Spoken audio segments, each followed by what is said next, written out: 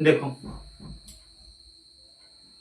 आज का जो टॉपिक है सबसे कॉम्प्लिकेटेड टॉपिक। इसी में सब तरीके का कॉम्प्लिकेटेड टॉपिक के बारे में, जैसा कि हमारा फ्लावर, गज का रिप्रोडक्शन। मेन टॉपिक है आज का रिप्रोडक्शन। रिप्रोडक्शन मतलब होता है प्रजनन। प्रजनन बोल सकती हो या फिर तुम इसको क्या बोल सकती हो, जनन भी बोल सकती हो। अच्छा, तुम्हारे में से कोई प्रॉपर डेफिनेशन दे सकते हैं कि एक्चुअली प्रजनन किसको बोलते हैं? कोई बोल सकते हो? बोलो। ठीक है जो सृष्टि का देव। अच्छा ठीक, सुनो। प्रजनन यानी जनन एक तो प्रोसेस है। एक प्रोसेस, ऐसा प्रोसेस जिसके द्वारा एक जानवर, एक जाति का जानवर अपने जाति को बचाए रखने के लिए, यानी बचाए रखने के लिए, जानवर मरते चले जाएंगे लेकिन उनका जाति बची रहेगा। एग्जाम्पल के तौर पर इंसान का प्रजाति, तुम्हारे दादा परदादा इस सब के बारे में पता रहेगा तुमको। उनके सब चले गए, क्या उनका जाति खत्म हो गया? नहीं, उनका जात खत्म हुआ नहीं। काहे के लिए? उनका जात उनके बेटे में जिंदा है, उनके पोते में जिंदा है, उनके नाती में जिंदा है। यानी जीवो मर जाता है लेकिन जीवों का जाति जो है वो बच के रहता है। जीवों का जाति जो है बच के रहता है। ओवरऑल जननों का मतलब मकसद यही है। काहे के लिए ना, तुम्हें सबको अच्छे तरीके से पता है।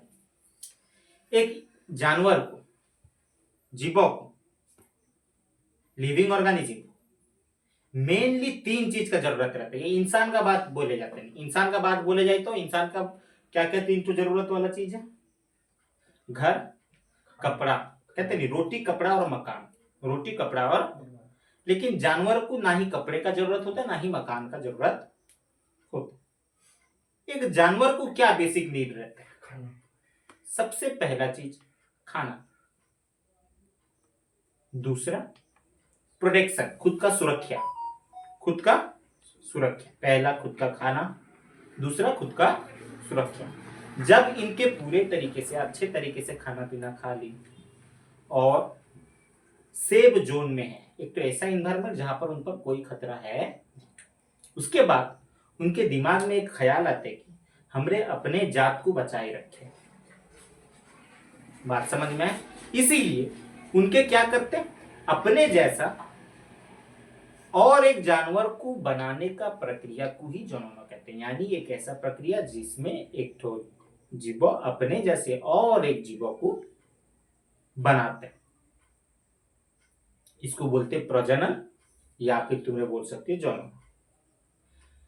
ये जो प्रजनन टॉपिक है, इसके बेसिस में अगर हमने देखेंगे तो इसको 2 टाइप में डिवाइड करेंगे। एक तो सेक्सुअल रिप्रोडक्शन, एक तो एसेक्सुअल रिप्रोडक्शन। लिंगीय जनन बोलते हैं, अलिंगी जनन बोलते हैं।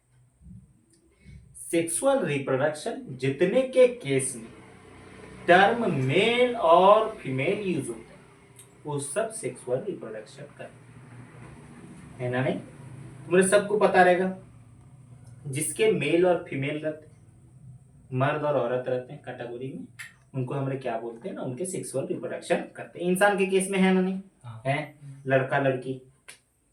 कुत्तों के केस में है, बिल्ली है, बंदर है, चिड़िया, उनके केस में भी है ना? नहीं, तो ये सब जितने भी हैं, इस सबको हमने क्या, कौन से अंडर में रखते हैं ना, सेक्सुअल रिप्रोडक्शन के अंडर में रखते हैं, क्योंकि इनके मेल और फीमेल होते हैं। लेकिन एसेक्सुअल रिप्रोडक्शन जिसमें मेल और फीमेल कोई रहते नहीं, कौन सर, ये तो बड़ा कॉम्प्लिकेटेड चीज है। अगर मेल और फीमेल नहीं रहते तो फिर बच्चों, उनका जो जाति है वो आगे को कैसा चलता है? तो वो आगे को कैसा के जाति तो जा, वो तकनीक क्या है ना, इसके हिसाब से अगर हम देखें तो जो जानवर है, एग्जाम्पल के तौर पर जानवर इसको बोलते हैं, जिसका जान है उसको जानवर बोलते हैं। जीवो का कई बार, जीवो किसको बोलेंगे? जिसका जान है वो जीवो, जिसका लाइफ है वो लिविंग ऑर्गेनिज्म। एग्जाम्पल के तौर पर गुलाब का फूल ले लो, क्या गुलाब के फूल गच में तुम्हें बोलती है भाई ये माई गुलाब फूल गच है या अनुराग गुलाब फूल गच है? बोलती है? नहीं, डली काटती हूँ छोटा वाला, कोई सा भी गच रहे उसको लगा देती हूँ, पानी दो, थोड़ा खत दो, मट्टी दो ठीक ठाक, तो गच फिर से पनपने। सेम एमीबा, इनका ना कोई मर्द रहता है, ना कोई औरत, ना कोई मेल, ना कोई फीमेल। इनके क्या करते, ना तुम्हें 9th क्लास से पढ़ के आई हो, एमीबा जो है वो होते हैं प्रोकैरियोटिक। क्या है?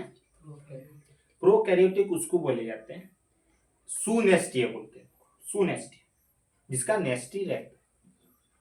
तो एमीबा सबसे पहले क्या करते हैं, नेस्टी को बीच से तोड़ लेते हैं। क्या कर लेते हैं? तोड़ लेते हैं, दो ठो नेस्टी बन जाते हैं। जैसा दो ठो नेस्टी बन गया तो उसके बाद वो एमीबा अपना जो साइटोप्लाज्म है यानी कोशोजीवक है उसको इनके दो भाग में डिवाइड कर लेते हैं। डिवाइड कर लेने के बाद बीच से इनके क्या हो जाते हैं, सेपरेट हो जाते हैं। तो इससे क्या मेल एमीबा का कोई जरूरत पड़ा?